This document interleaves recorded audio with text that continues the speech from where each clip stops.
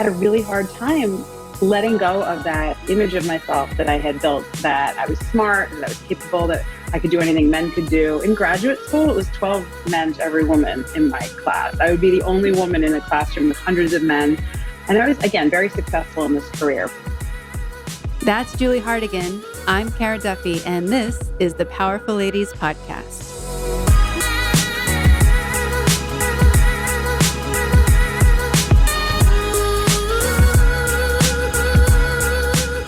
I am really excited to talk to you today and welcome you to the Powerful Ladies Podcast because you have what seems like a very fun and delicious life. Why, thank you. I do. I really do enjoy my life. It's been, there have been some twists and turns to get where I am now, but the whole, the path and all the decisions all the way have brought me so much joy, and I'm so happy to be where I am now. Well, let's tell everyone who's listening your full name, where you are in the world, and what you're doing to change, especially for women and how they're eating. Sure thing. So my name is Julie Hartigan, and I live in Jersey City, New Jersey, which is right outside of New York City. And, I've had a lot of twists and turns in my career path, starting out as an engineer, working in tech in the 90s when a lot of women didn't do that. I have a master's in engineering. Career changed into the culinary world when my two daughters were toddlers. I always wanted to work in food, and it really took quite a bit for me to give myself permission to go after what I loved and leave a field that was considered prestigious. I got a lot of flack, right? People didn't want me to leave this thing that I was representing women in, but I wanted to choose joy and choose work that would be gratifying to me. So since then, that was about 12 years ago, I've gotten into publishing thousands of recipes. I do TV, share healthy cooking tips, create cooking and coaching programs for women. And most recently, my favorite pet project, and the thing I'm really going to be working towards, I'm an empty nester now. My girls are in college, and I'm creating women's food, wine, and culture trip, like a very you go girl, group eat, pray, love kind of a vibe. And the first trip that I'm hosting is this May in Tuscany. Amazing. Coming right up. I think I want to kind of go back to that pivot point because you mentioned that you wanted to choose joy. Is that something that you'd always prioritized in your life? Or is that something that like the pressures of where your life had taken you, you're like, you know what? Like I've gone down this path far enough. I need to kind of come back to me. Like what happened in that moment when you decided like you had to choose joy and choose yourself? Well, I think for a lot of us, for so many people, you fall down a trap of, especially when you're young, my gosh, like who knows anything, my daughters are 18 and 21. I'm like, oh, babies, so I was 17 years old, didn't come from a lot of money. I was very good in math and science. And for me, an engineering career was a way out and a path, and I was good at it. I was good at it, but I had felt like I had an alter ego. So it was like, I'd be at work and doing the things. I was on partner track, doing really well. But on the side, it was like, helping friends with their catering business, or planning all the dinners for the engineer, for like everyone. We were traveling. I was like a management consultant, road warrior. And I would even dabble in food, but I had a really hard time letting go of that image of myself that I had built, that I was smart, that I was capable, that I could do anything men could do. In graduate school, it was 12 men to every woman in my class. I would be the only woman in a classroom with hundreds of men. And I was, again, very successful in this career. But finally, and it wasn't because of September 11th, because I know for a lot of people that was a big pivotal event. What happened for me, I was reporting to a president of my company right around 9/11. So it was a very, the head of sales was a woman, small tech firm, very female empowerment. They loved me, I loved them, but I still wanted to do this food thing. But when 9/11 happened, I was pregnant with my first daughter, and I was actually, luckily, I worked in downtown Manhattan. I was lucky to be home morning sick that day. Morning sick's like the worst thing ever. And meanwhile, I thank my daughter all the time for making me sick. And the company I was working for went under. Nobody was hiring or training. And, so it wasn't a 9/11 driven thing. It was just a really good logical break point for me. And, we can't go back and question our paths, but I do wonder, like, how much longer would I have just hung on, making the good money, doing the thing, and always dreaming of it? So I'm just, it's interesting how something so horrible can turn into a decision. The biggest thing I think for me was, it made no sense to go pay a nanny all this money, so I'd be on the road with this job I didn't really like, to leave a baby at home. Like, it just So I just threw myself at it. I worked at a culinary school in Manhattan. I worked for my master's degree as a teaching assistant in engineering. And then I worked at a culinary school in Manhattan to get free tuition to go there. And I learned a lot. I'm a big believer in like learning while you're working. And then, yeah, I worked at Food Network and cooking magazines. The rest is history. So I guess like the pivotal point for me was like, I've been waiting long enough. The decision, the break point was almost like gifted to me to do Mm-hmm. this. And I stayed home with my girls for 3 years because I didn't want to pay for them to be in daycare for me to work for free to get, it was all about making it work. And I have to tell you, like, as a, type A engineering woman, I wasn't someone who was always super maternal. I wasn't sure if I even wanted kids, and my daughters know that. And having this gift of a few years to just be a stay-at-home mom and enjoy them and take them to all the little music classes and hang out, it was, I feel like my life has had all these really amazing chapters to it. Yeah. Well, and I love that you have given yourself space to have those chapters, because there's so many people who have been on this podcast, or I'm sure that both you and I know, who have heard that whispering voice and have said, I think I should do this right now. But logic takes Mm-hmm. over, or fear takes over and says, yeah, but you're going to walk away from the money or the career path or what you're Mm-hmm. supposed to be doing. Mm-hmm. Has listening to yourself or your intuition been something you've always done, or is that something that you've had to adapt to? Oh, wow. Have I had to learn that? I think I used to bury it all. I feel like the older I get, the better I get at listening to my heart and what I really need and what I really want. I'm divorced, and I initiated that needed to happen. I've gone down paths even in the culinary world and said that's not the right direction. So, and I also, again, type A engineer, math person. As I've gone through life, I've gotten into like meditation and tapping and journaling and all of those modalities that really can help you stay Mhm. grounded and stay in touch with where your true calling or your true joy is. I loved looking at everything you're up to and how you keep bringing back the joy and the deliciousness and how exciting food can be, to also making sure that it's healthy. Because there's so many food people out in the world who will give you amazing recipes that you're like, I have to lock that in a box because I can't have that be part of my regular life. And everything that you're up to seems to be safe for regular life every day. This will keep me on the right track. Was that an Part of it. intentional choice? Oh, sorry.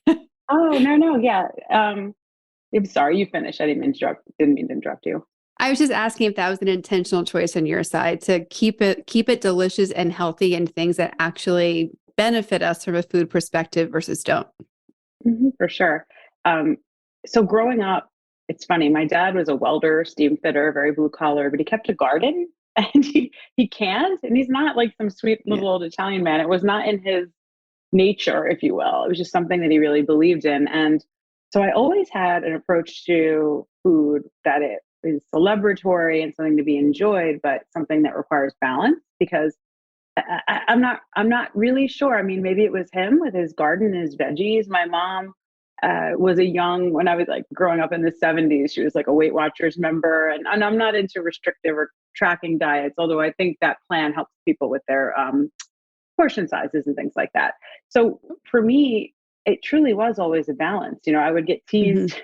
One of my first engineering jobs out of college, a guy friend of mine dressed as me for Halloween, and he wore a blonde wig, and he carried a giant salad bowl, and he had on like workout clothes and I think a drink in his hand. And it's like, I've always just believed in this level of balance that, you can enjoy all of the good things in life, no matter how decadent, as long as you're balancing it. And I Mm-hmm. think the key that I've seen for myself and for a lot of women, and I definitely haven't always had a completely healthy relationship with food. There were times in my life when I got really restrictive and I was falling into those societal expectations of body type or weight when I was younger.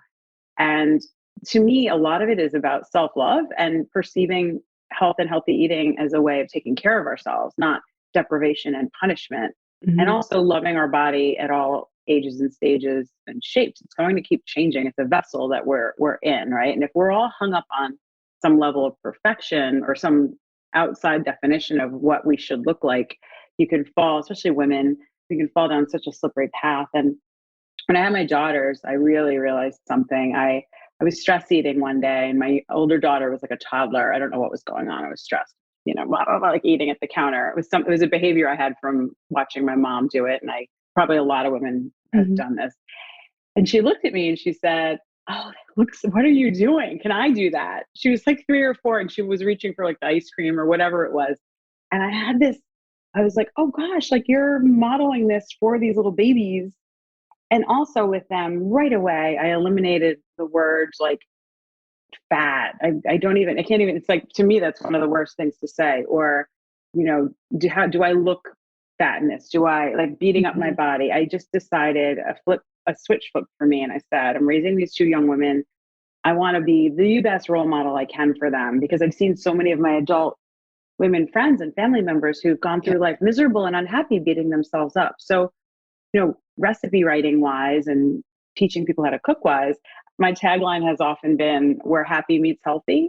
So Yeah. even the healthy food that I help people make or write recipes for has a really upbeat edge to it, like where you don't even Mhm. know that it's healthy. And it's never with a deprivation mindset. It's with a way of like, Yeah. let's make it joyful. Again, joy to eat healthy. Mhm.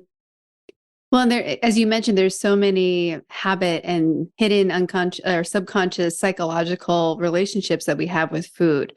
Eating too fast, eating alone, eating in front of a TV, making food be something that we have to do versus something that we actually take time to be present with. Mm-hmm. And I've been going down a journey of trying to tap more and more into just intuitive eating in general. The other day I was like, I'm craving oatmeal. I'm like, well, that's a weird thing to crave, but okay, like it's not bad for me. So we'll go for it today.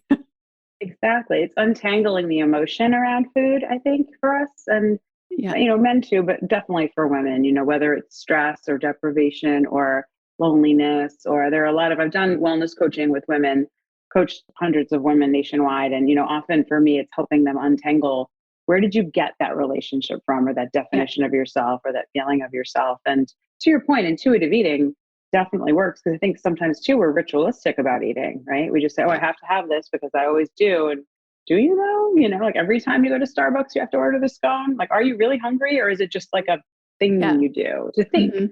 To apply, I mentioned meditation. A guy friend of mine turned me onto it. He's in my book club. I wasn't sleeping well a few years ago. He had other reasons why he got into doing it, and he's the least likely person to meditate. I use an app to meditate. I'm not Hmm. the kind. I'm learning to quiet.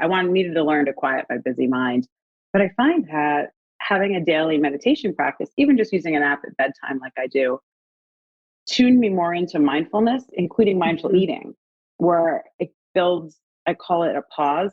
It's like you press pause on your thoughts or on your instinct or your reaction, and you can go, hold on, am I reaching for that second cupcake or that like third piece of pizza? And I'm not judging anyone for how much they eat, but meaning Hmm. personally, am I reaching for this out of habit, or just because it's there, or because I'm bored, angry, sad, stressed? There's so many reasons why we turn to food, and tuning into ourselves to really decide when and why we eat is so important.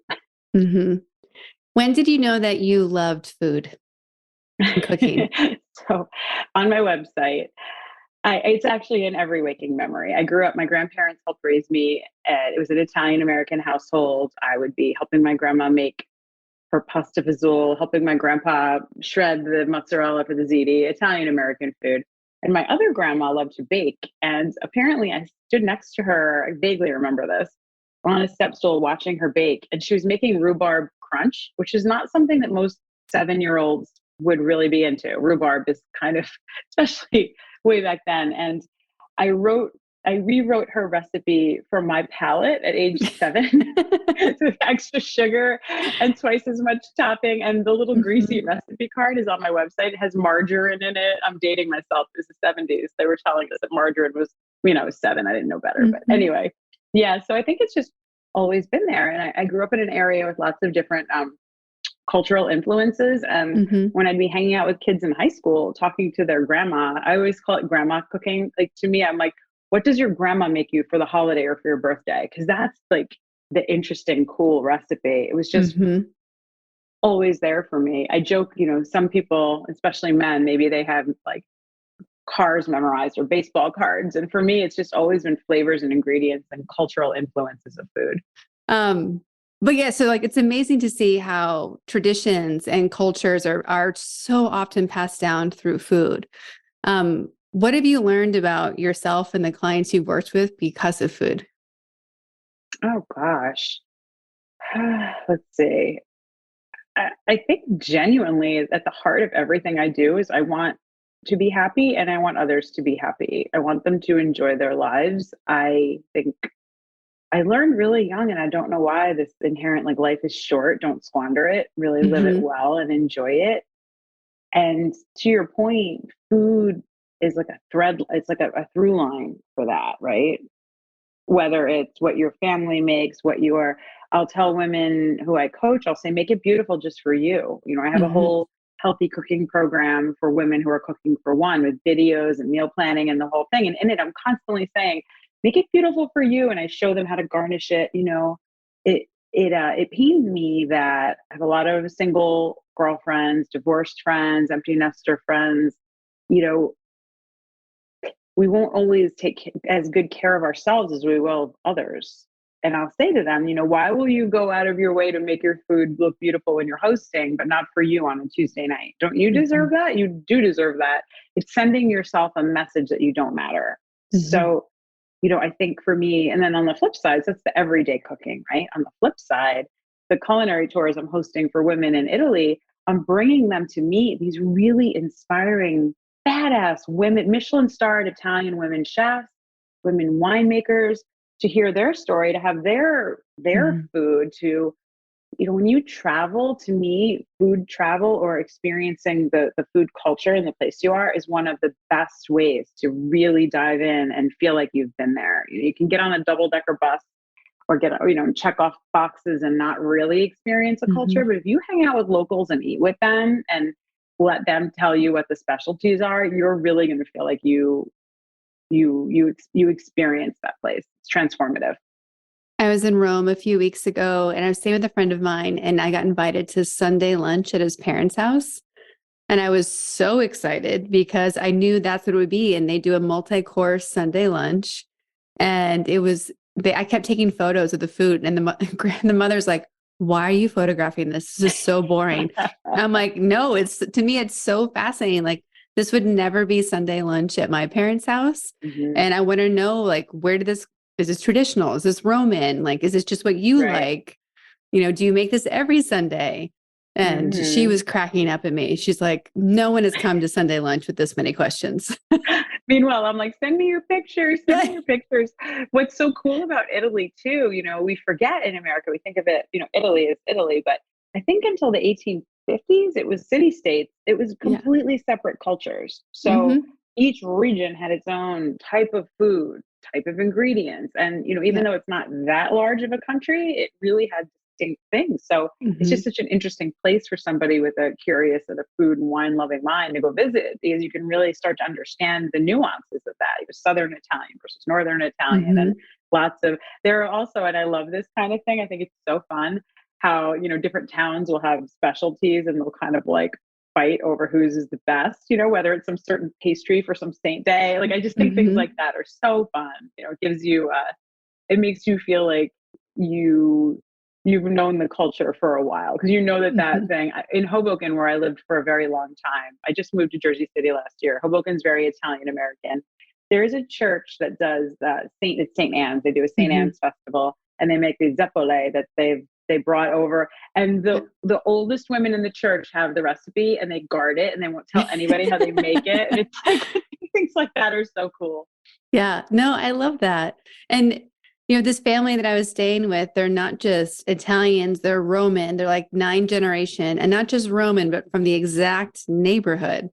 They're Wow. like, I was like going to some other restaurants to try food. They're like, why would you go there? I'm like, it's 10 minutes away. They're like, but you don't need to leave. We're fine here. Right. Oh my gosh. I want to know what they eat now. You're gonna have to Yeah. you need to put me in I, touch with them. I'll send you the list of the entire Yeah. menu for the day.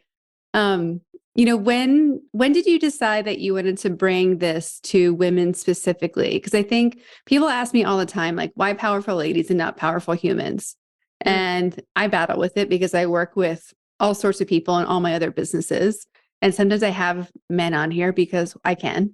Right. But I think there's something special. So I'm always really curious why you've also chosen to focus on women to, do your magic with.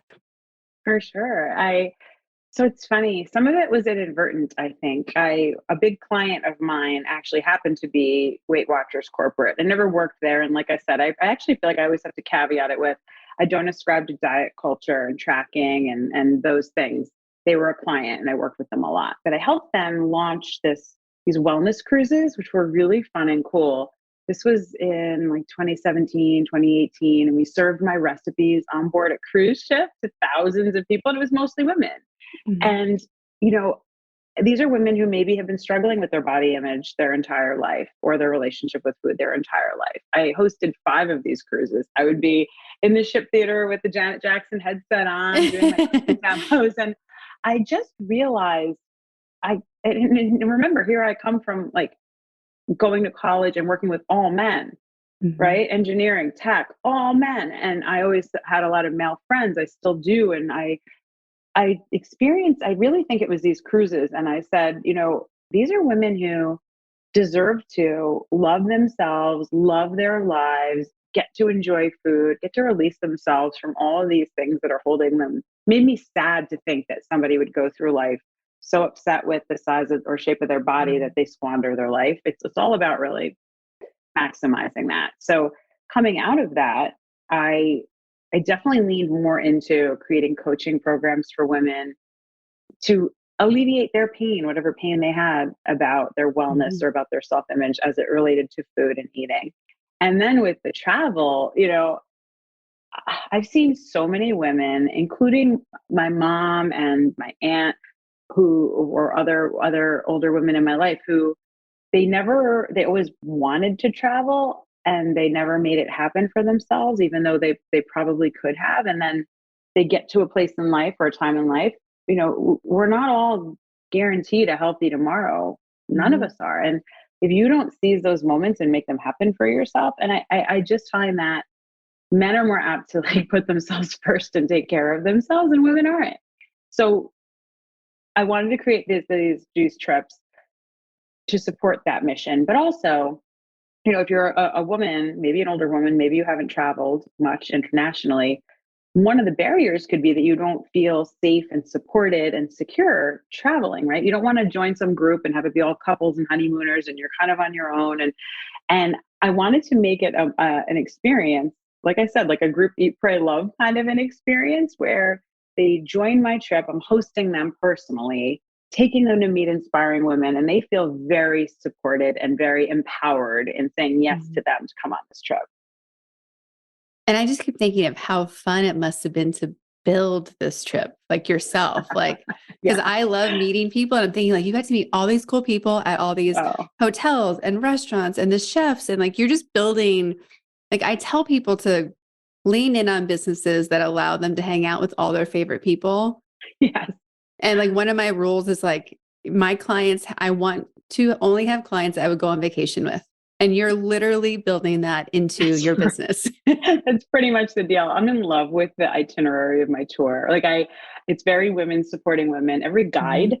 like we have a guide with us the whole week who's a local woman. Then at different locations that we go to special little tiny towns in Tuscany, we'll have a local woman take us around who's raising her kids in that town. We have Mhm. women chefs. Like I am truly in love with the women winemakers, women olive oil makers. And I mean, Italy's pretty machismo. Yeah. So they're even more empowered maybe, right, than we all are. So yeah, it was a blast. And I'm in several women culinary and wine hospitality networking groups, and it's Mhm. international. I'm actually a member of the Tuscany chapter, so it's been fun to get to know women worldwide, to get to support them in their careers through the work that I'm doing. I'm supporting the Mhm. women I bring with me, and I'm supporting the women we go visit too.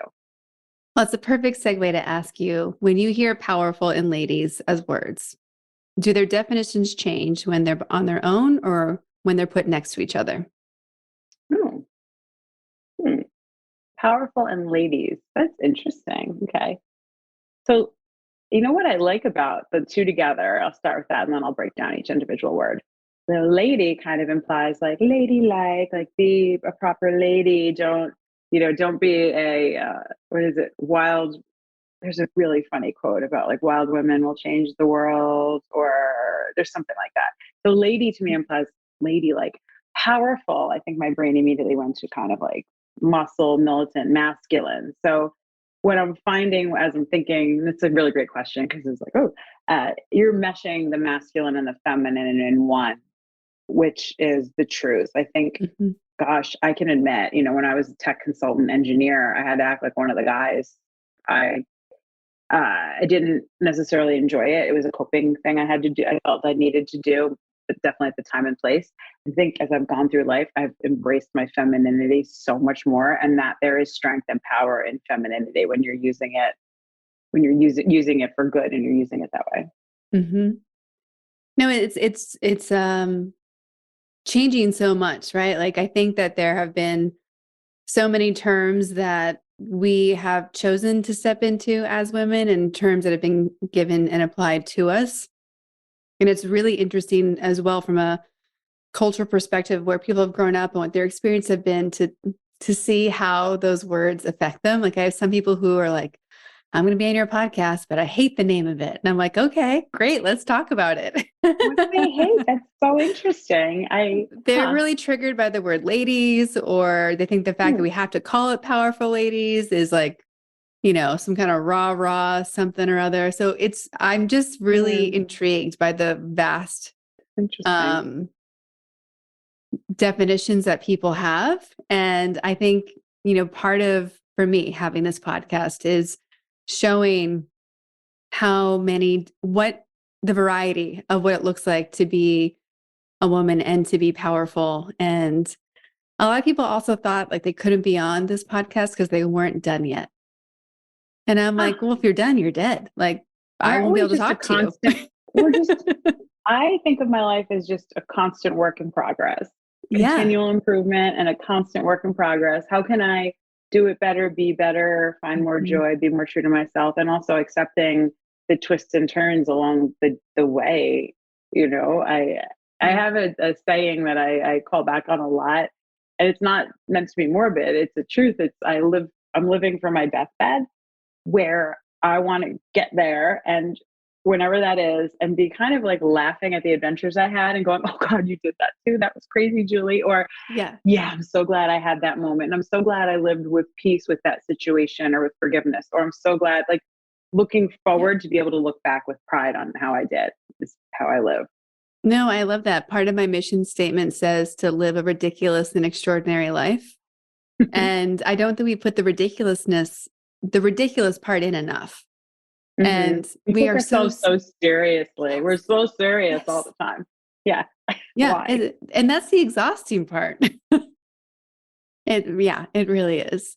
So obviously with all the work you're doing, you create space for so many people, and you have all of your clients, all of the guests you're hosting, this whole world that you're managing, plus being a mom and everything else that are all the different parts of you. You mentioned meditation and journaling and tapping before, but how active are you about scheduling time for yourself? And how do you balance whatever that balance looks like for you to be a great entrepreneur, but also a great everything else? That's there's a saying that my fellow entrepreneurial friends and I joke about, where it's, leave the 9 to 5 to work 24/7. And I do think I'll say this. So something shifted even in my work in the culinary world. When I first graduated culinary school and started working, I was doing mostly corporate client projects, Mhm. recipes, videos, representing brands.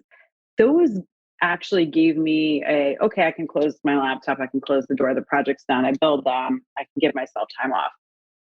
Since I've leaned more into running more of my own business and my own revenue streams, if you will, with Mhm. coaching programs and cooking programs and travel, it's a bottomless pit of work to do.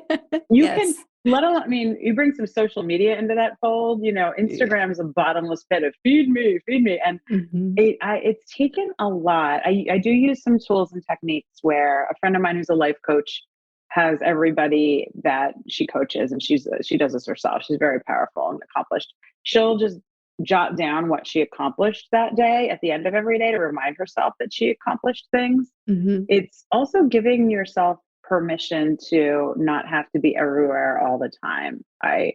I do find, and I coach, I actually do business coaching for Hmm. entrepreneurs too, either helping them learn how to use Instagram and digital marketing for their space, or helping them figure out how to work with brands and do brand collaborations for revenue streams. And, Hmm. you know, I always try to tell them, and this is so important for everybody listening or watching out there, social media is designed to be addictive to humans. That's how they're making money. I worked in tech. They're developing these to give us a serotonin hit and make us stay hooked. It's why we all Hmm. scroll. It's why we'll pick up our phone and lose an hour of our lives just Yeah. scrolling. And you leave feeling kind of icky. You leave feeling Yeah. disconnected, a little icky, even if you're not falling into comparison culture.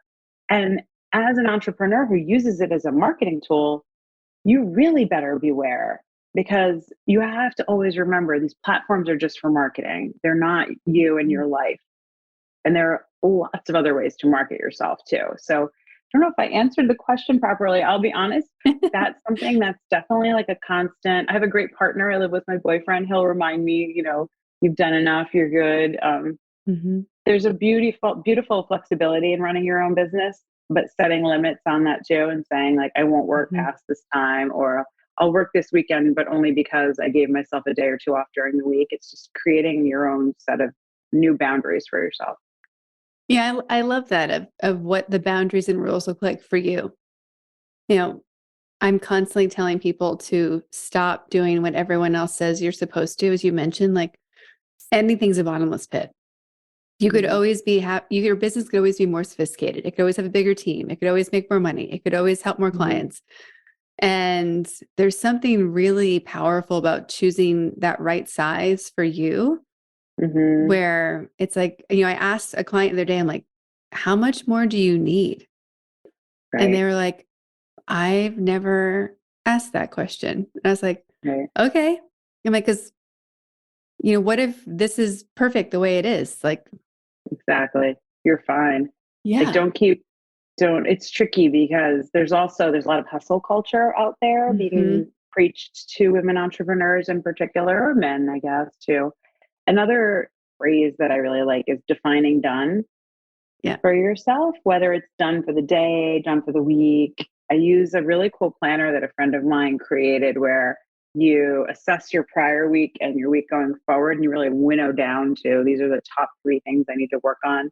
And it's actually like monthly, weekly, daily, and it gets you to kind of really clarify and think like what Mhm. define done for today. And, you know, I do love the business coaches who say, like, just pick three things. Yeah. Honestly, if you do three things and make them really doable, then you can feel good about yourself instead of, Yeah. no, you don't want to build a business for yourself that you hate. Why?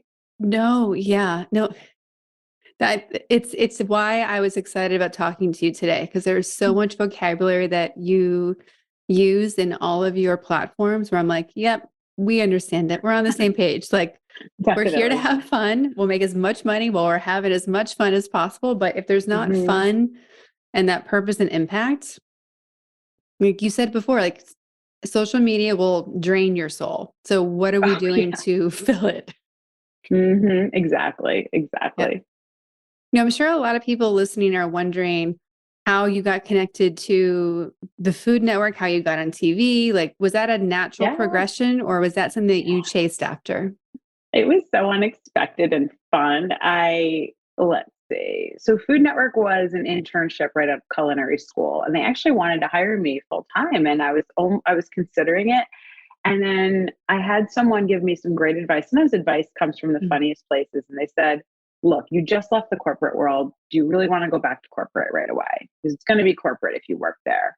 And I took the leap right then and there to do my own, I called it like content creation kind of Mm. consulting business. And honestly, I've always been a great people person and a connector. I have a curious mind. I like to connect others. I like to help others. And something I definitely did. And I mean, I graduated culinary school. I was 40. So for anyone out there who's debating some career change, I'm in my 40s. I get in with some corporate brands and I use my consulting skills. Another thing for Mhm. career changers, things you don't even think will come into play in your new career will help you.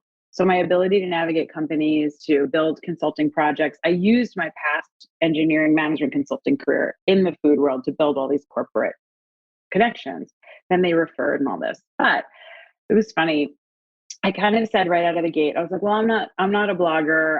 That's just not my jam. I'm a businesswoman. I'm going to use what I know about food in the business world. But I started noticing that, especially with the dawn, it was just before Instagram really, but I started noticing that people who were building a personal brand were getting deals that I wasn't, because they were bringing something to the table that I didn't have. I was a professional with all these skills, but I was kind of almost ghostwriting, just Mm-hmm. giving brands content. And I realized, I really better, I'm definitely like a scrappy businesswoman. I always have been. I think that comes from my background. So I was like, I really need to build a personal brand in all of this. So as I started doing that, I took a leap, and I'm really happy I did. It worked so well. And I never would have thought I would work with a publicist, but I hired one, and she's a female entrepreneur, runs her business. So right before I started working with her, a client that I worked with who I loved, I did a lot of work with Bed Bath and Beyond. Mm-hmm. And they used to have a food blog as on their site and videos and all this content. And the woman who was running it, she and I just hit it off. I always wind up Mm-hmm. friends with my clients, my corporate clients. I'm all like, I won't, Same. otherwise it's like, it's probably not going to work. We're either going to be friends and Yeah. she loved me and she wanted me on video. And I was like, I have no video experience. I've done some like business presentations, but I have no clue how to do a video. And my first video, I was like 43 years old. It was carving a turkey, one take. And I was terrified, like carving a turkey and you're on video. And, you know, I, I stayed curious. I listened. My first few videos were terrible. I started just saying yes to more opportunities like that. I say yes Mhm. to things before anyone tells me I'm ready. That's been a mantra my whole life. No one's ever going to. Rarely, if you wait around for people to tell you you're ready, you're never going to get anywhere. You just have to Yeah. start saying yes and accept that you might screw up. It might be cringy. There's a really hilarious Bed Bath and Beyond video my daughter's teased me for. I have like a big side pony and crazy makeup, and it's about wine glasses, and I'm like swirling. Is it snobby? They laugh so hard, but it was a way to get experience. And Hmm. so I hired a publicist after this, and I say, I'm doing all this great work with all these corporate clients, but I feel like I need to do more and leverage my skills on camera because I've been told that I'm good on camera. And it started so small. And I was terrified the first time I did it. It was like a Facebook Live show that some woman had. Hmm. I was so scared and so uptight. And I just kept at it. And I wasn't afraid to work really hard. So I didn't go on TV and live TV till my mid 40s. Again, for women out there who have any age. The other thing I'm very anti is ageism, especially with women. We're really hard on ourselves as we age, and our faces change. Society is terrible about it. So we have to consciously choose to not fall into that or believe it. So I would get up at like 4 a.m. and drive to Connecticut to do an unpaid TV. They don't pay you to do TV. You show up with all your food and your props that you set up. And I got better at it and better at it and better at it and better at it. And then I got on bigger shows and bigger shows and Hmm. national shows. And then brands started noticing me. They were saying, oh, hey, we can hire you and you could do a cooking segment featuring our thing. And suddenly it turned into this massive revenue stream. And now I've represented so many different brands on air. So I, when it comes to saying yes to adventures, taking leaps, Hmm. it is definitely important to know when to invest in yourself. So with this publicist, we worked together for a year or two. I loved her. We're still in touch. She's Hmm. amazing. But we kind of plateaued. We worked together. She got me to a point, and then I took it and then moved from there. And Hmm. since then, I've definitely worked with, different business coaches or different people. I Yeah. hire people to help me, or I hire people, I coach people, people coach me. I think keeping your juices flowing with Yeah. new ideas is really important, and new connections. Yeah, absolutely. So for everyone who wants to find you, follow you, come on your trip, where can they find all the things? All the things. Well, I'm a personal brand. I used to go by Cooking with Julie, but I decided it was too limiting. It's not just cooking. So it's juliehartigan.com. And that's with a T, Hartigan. And Instagram, I'm Julie Hartigan. I think on YouTube, I do have a YouTube show that might still be Cooking with Julie, but just do juliehartigan.com and you're going to find everything. Amazing. I'm sure there are lots of women who would be excited about your trip. So you have one in May, and then do you have Yeah. the next one kind of booked Mhm. out and planned? Hmm. It's half full, and I'm very excited about it. It's in October in Tuscany, and we have a truffle hunt, like where the puppies go barking into the woods, and you dig up the Yeah. truffles. And we visit spas, we do wine tasting, we're doing cheese making and olive oil press. So cool.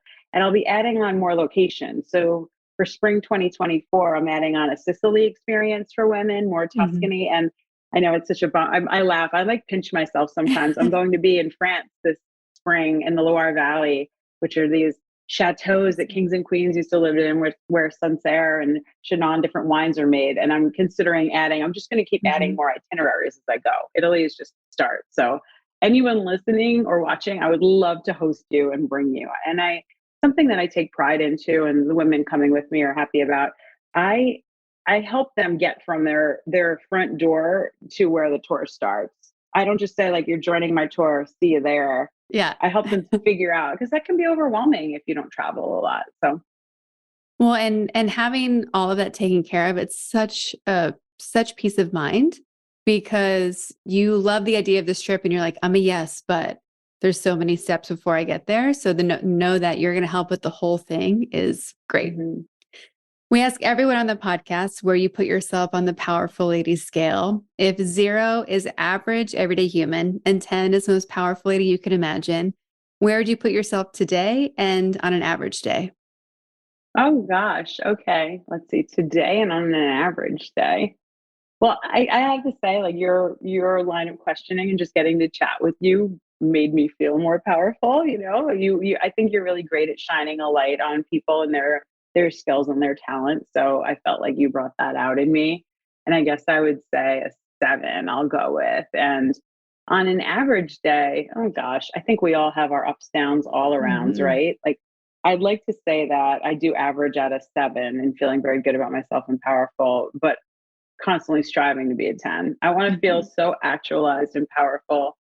And like you said earlier too, there's power in saying, I get to just kick back and rest right now. I'm not working. Power doesn't mean Mhm. constantly working. Power means No, a flex move of living life on your terms, the way you want to live it, with your definition of success and your definition of happiness. absolutely. Yeah. And I think being an entrepreneur, being anyone up to designing a life on your terms, I joke, I'm like, I think the number can change hourly based on what's happening in the day. For sure. I think weathering the storms, that's a continual life lesson to say, if you have a setback or something Yeah. happens, there's probably a lesson in it. It's all learning. So I'm Yeah. better now when I do goof up or something doesn't go the way I want, to say, there's a lesson in here. It's all Mhm. learning. It's all just learning, and just do it differently and better next time. Don't beat yourself up and kind of death spiral about it. Yeah, exactly. We've also been asking everyone, what do you need? How can we help you? This is a big, connected, powerful community. And I really do believe that asking for what you want or need or what's next is the fastest way to get it. So, what is Mhm. something that's on your wish list?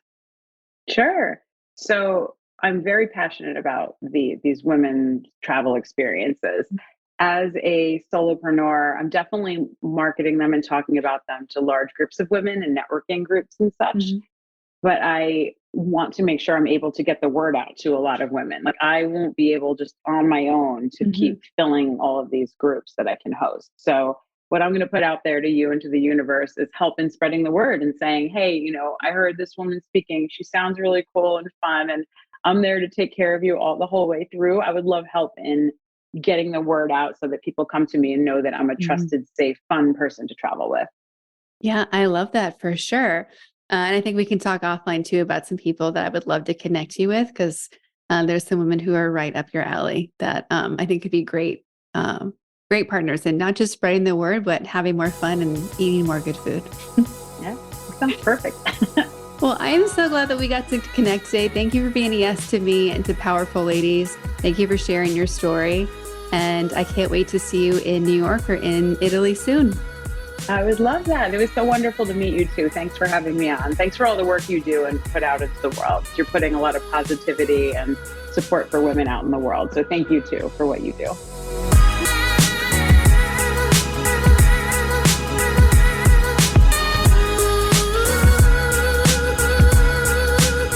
All the links to connect with Julie are in our show notes at thepowerfulladies.com. Please subscribe to this podcast wherever you're listening and leave us a rating and review. Come join us on Instagram at Powerful Ladies. And if you're looking to connect directly with me, visit karaduffy.com or Kara_Duffy on Instagram. I'll be back next week with a brand new episode. Until then, I hope you're taking on being powerful in your life. Go be awesome and up to something you love.